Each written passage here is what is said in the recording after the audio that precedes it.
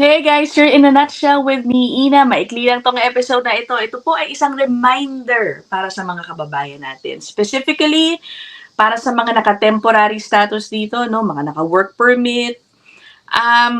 Huwag nyo nang hintayin, guys, na dumating ko sa point na malapit na mag-expire ang inyong status, ang inyong permit, mawalan kayo ng status, tapos doon pa lang kayo kikilos.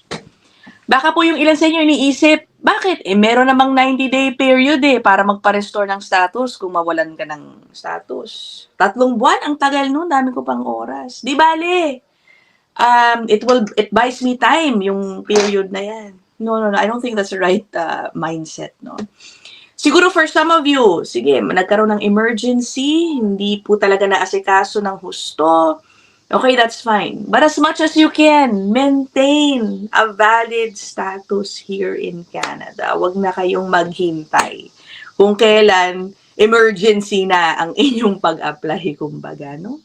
Bakit? Ito dito, panoorin po ninyo yung nangyari sa pamilyang ito. Medyo siguro hindi nila naisip, nakalimutan na lang magpa-extend or what? At after 15 years of being here in Canada, ngayon po sila ay pinapa-deport. Okay? Malaki po ang kanilang pamilya. I think 6 yung anak, ano? Marami po dun sa anak, were already born here. The life they know is only here in Canada. The parents are American citizens and have been on work permits this whole time, 15 years, ano?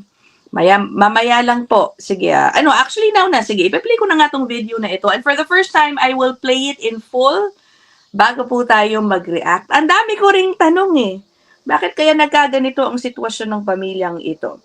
Okay, let's play it. This is from CTV News. Just yesterday yata, no? Teka, let me check. Ano nga ba? Basta recent lang po tong report na ito. For 15-year-old Stella Fig, this could be her last soccer game on Canadian soil. Well, I mean, I've lived my whole life here, so it's like home. Stella was born in the United States, but moved to Canada when she was a baby. Her parents moved here for work 15 years ago with Stella and their son. Ever since moving to Canada, the parents welcomed 4 more children. For them, Canada is all they know. So it's really challenging to know that I might have to restart at zero. But after coming back from a trip to the U.S. on Monday, Alice Fig says they were stopped by Border Patrol. We were being given 2 weeks to pack up our house, to sell our house, to liquidate our assets, and to leave Canada. It turns out their work visa was expired. Federal documents show that the parents, along with their 2 American-born children, must leave the country by September 8th. That's the shock. That's where the emotion comes out of just being dismissed after all that we've done to work to be here legitimately. The family tried a few times to apply for permanent residency, but to no avail. Brent Fig says in the past, after their work visa would expire, they were usually given a 90-day grace period to reapply. But this time around, that wasn't the case.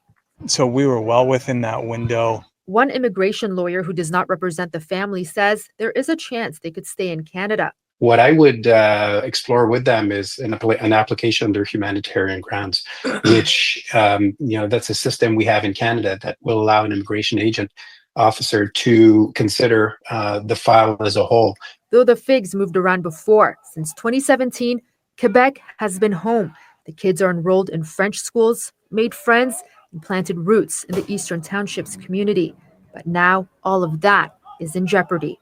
Our kids are in shock. Yeah, they know what's happening. The Canadian kids did go back to school this week just to say goodbye to their friends, just to have some last contacts. CTV News reached out to Immigration, Refugees, and Citizenship Canada on Sunday, but did not hear back in time for broadcast.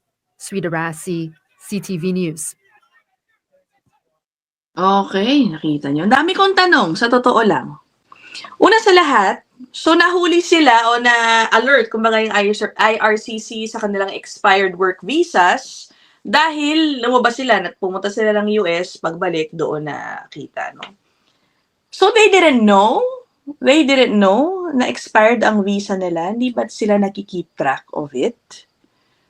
Diba? There's something off with that. Kung ganun sila, sorry to say, no, kahit na mukhang they look like a wonderful family who just worked here, had a peaceful life apart from the fact na hindi sila nakapag-renew ng visa, di ba? That's a big no-no, di ba? Una sa ang tagal-tagal nyo na dito, dapat alam nyo na ang kalakaran patungkol dyan. What a big mistake if it was something that they just overlooked. Hindi po ba? Isipin nyo, ito ang nangyari. Dami kong tanong, isa pa po, nabanggit nung daddy. In the past daw, kapag sila ay na-expire yung kanilang visa, they were always given the chance to have it restored because meron daw pong 90-day period. So, ibig sabihin, ano to? Do they repeatedly let their status expire? Ganun po ba yun? And then, tsaka sila magpaparestore? Diba? Sabi ko sa inyo, it's not a good idea, no? Isa ko pang tanong, talagang ang dami, no? Sabi niya, they are still well within the 90-day period right now. And yet, parang removal order agad ang meron sa kanila. Sila ay pinapaalis. 1 week na lang to go, no? September 8 daw, kailangan na nila umalis. Wow, why kaya? Is there something, baka hindi po nila na-share, no? Bakit? If they are still within the 90-day period, please let me know sa mga RCIC po na nakikinig, hindi ko pa nakokonsulta ang ating mga suke, no? May limit ba sa mga pagkakataong pwede ka mag-apply during the 90-day restoration period? Because again, the father was claiming that nandun pa sila sa 90-day restoration period. And yet, they are basically not allowed to apply to have their status restored. Bakit kaya? Diba? Parang ang daming kulang dito, no? Isa pa, naku sabi, no? Ano kaya nangyari dito? Guys, imagine 15 years na sila in Canada on work permit. They have tried raw a few times to apply to be permanent residents to no avail, ang sabi ng reporter, no? Ano kaya naging pathway nila, no? I'm so curious. Imagine 15 years on work permit. Kung siguro tayong Pilipino, no, hindi na natin papatagalin ng ganun. I don't know if it maybe is because they are from the US na malapit lang. Kaya, is it more common to see work permit holders beyond that status for such a long time? Please enlighten me. This is a sincere query, no? Ganon po ba? Ba't kaya sila tumagal ng 15 years na naka-work permit, ano? So, yan po, ilan sa aking mga tanong. Okay. Isa pa sa mga naisip ko, no, as I mentioned, they look like, mukha namang well-meaning family. They came here to work. The parents lived a good life here. The children are even enrolled in French classes. Nasa Quebec po sila. Involved in the community and through sports, yung kanilang mga anak, ano. I mean, nakakalungkot na ito ang kanilang kinahinatnan. But again, this does not justify nga po yung kanilang, may negligence on their end. Kaya napabayaan po sa kanila kaya po napabayaan nila ang kanilang status. Wala tayong magagawa dyan.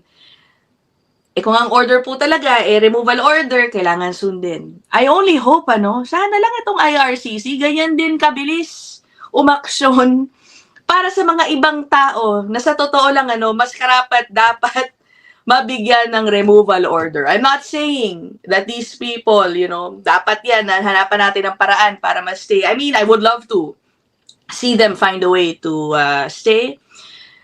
Pero, we'll see. Tingnan natin yung development sa story na yan. Pero sabi ko nga, sana, ganyan din kabilis ang IRCC umakto sa mga halimbawang fake asylum claimants. Diba? Itong mga to, napagdesisyon na ng fake, meron pang mga appeal order, which could last a long time. Diba? Ito imagine, bumunta ng US, bumalik dito, 2 weeks na lang, dapat umalis na raw sila. Ang bilis. Sana ganun sa lahat, diba? Pati rin dun sa mga temporary residents, or non-citizens rather, who have committed serious crime, sana ganyan din kabilis. 2 weeks, you're out. Diba? Ano nangyari, diba? Remember, meron pa pong mga daan-daan na mga non-citizens who committed serious crime na ngayon hindi nila mahanap. Diba? Ito talaga yung mga kailangan bantayan at hanapin because these people, will likely commit crimes kung saan mo po sila nagtatago ngayon. Whereas this family, di ba? Sila pa ngayon ang nauuna. Diba? I wonder what the work is pala of the couple, no? Yung ano kaya ginagawa nila, ba't sila nahihirapan ma-PR?